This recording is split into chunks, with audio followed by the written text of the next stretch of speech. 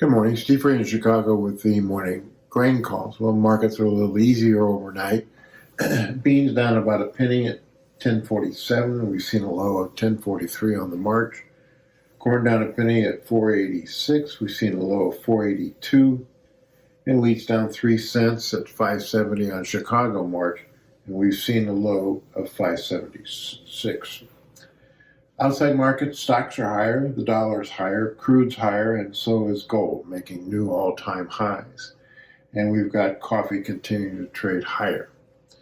I think this week we'll be watching pretty closely money flow and see if the funds want to hold on to these long corn, short wheat positions and whether or not they want to add or subtract from a bean situation. The first thing is tariffs.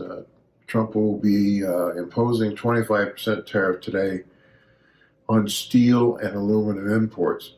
He also is threatening additional tariffs to try to make the trade imbalance between Canada, Mexico, China, and even Europe less in the favor of those countries. He wants everything to be equal. We also are dealing with weather. There'll be 2 winter storm systems that move across the Midwest. Snows, cold temperatures on Wednesday, and snow and cold temperatures on Saturday. Again, it is February, and this is the kind of end or getting close to the end of winter with more activity than normal, or what we've seen up to this date.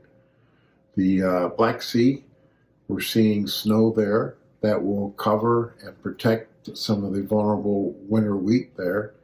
And down in South America, it seems like Mato Grosso will see some off and on showers, but the rest of the central south, Brazil, will see more drier conditions that will allow for the soybean harvest and also the second crop corn planting. In Argentina, it looks like there's a trough building up across Argentina next week. That could bring general rains for the Argentina crop growing areas. And then finally, we have the USDA report tomorrow. There's not a lot of changes expected to be made by the USDA in world crop production or world supply and demand, or even U.S. supply and demand. So usually the February report does not have a lot of impact on prices. But here again, the trend both in soybeans and corn is for lower exports and eventually a higher carryout.